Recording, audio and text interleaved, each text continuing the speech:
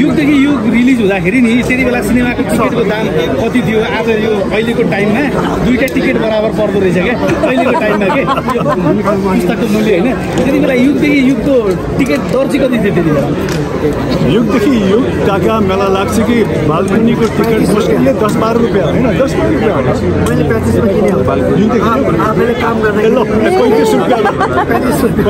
balcony होइन त्यो त बालकुनी भन्दा पनि महँगो टिकट हेर्नु पर्छ मलाई ब्ल्याकमा किन्नु भएको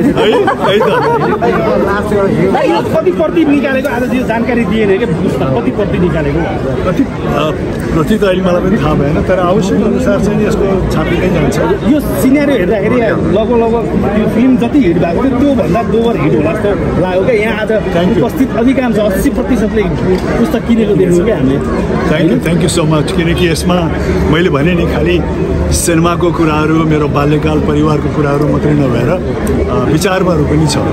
र यो विचारहरू चाहिँ नि के हुँदो रहेछ भने हरेक व्यक्तिको सबभन्दा रुचिको विषय चाहिँ नि अर्को व्यक्तिले कस्तो विचार राख्छ अर्को व्यक्तिको दृष्टिकोण के हो भन्ने चाहिँ हामीलाई जानेर या नजानेर होस् हाम्रो रुचिको विषय चाहिँ हुँदो रहेछ एउटा मान्छेको हजुरले यो पुस्तक छापिसकेपछि आफैले चाहिँ पढ्नु भयो कि नै मैले पढेँ मभन्दा पहिला कति दिन लाउनु भयो मभन्दा पहिला मधुले पढ्यो मलाई चाहिँ 3 दिन जस्तो लाग्यो किनकि अध्यायमा पढेँ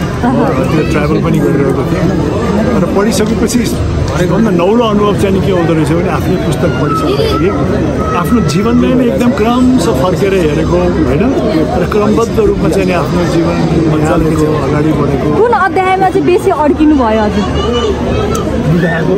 मलाई होइन विवाहमा त म जीवनभरि अड्किनै रहेको छु यसबाट उम्किने चान्स त छैन तर सबभन्दा अड्किने त्यही हो आफ्नो परिवार आफ्नो पारिवारिक वातावरण कतिको रोल छ तपाईँको किताबले पढ्नुहोस् लिइसक्नु भएको छ पढेपछि थाहा हुन्छ अब आफ्नो भावनाहरू सबै मैले पोखेको छु अलिकति भने नि पहिला सुरुमा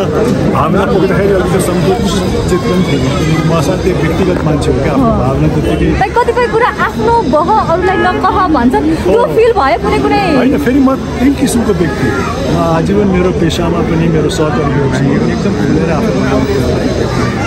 तर जब किताब आयो त्यो पूर्ण रूपमा खुलेर आफ्नो सबै भावनाहरू जान्दाखेरि भावनाका उतार चढावहरू छ त्यो सबैको जीवनमा हुन्छ नि होइन मेरो जीवनमा पनि छ अहिले करेन्ट सिनेरियोमा तपाईँको पनि खोजी भइरहेछ क्या परराष्ट्र मन्त्रीको रूपमा महानायक राज हिमाल भनिरहेको छ होइन अझै खाली छ होइन के छ प्रस्तावहरू आएको छ कि छैन के छ हामी सबैले यो पद त्यो पद भन्दा पनि आज नेपाली नागरिक चाहिँ नि यो देशलाई सेवा र टेवा दिन जरुरी छ तपाईँ रेडी हो कि होइन भन्ने कुरो भयो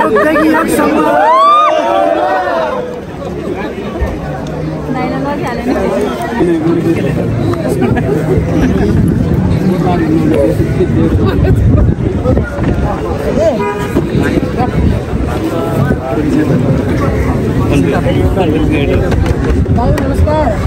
त्यसो गरेर उयो हाम्रो भाइलाई दिनु होइन पछाडि गएर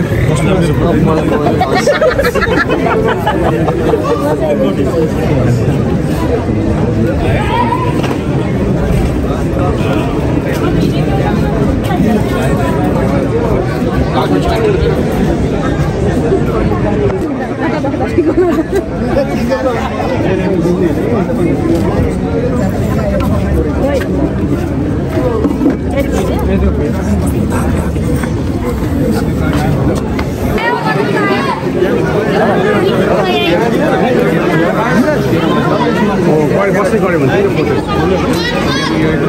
भिड छ अगर तपाईँले गाह्रो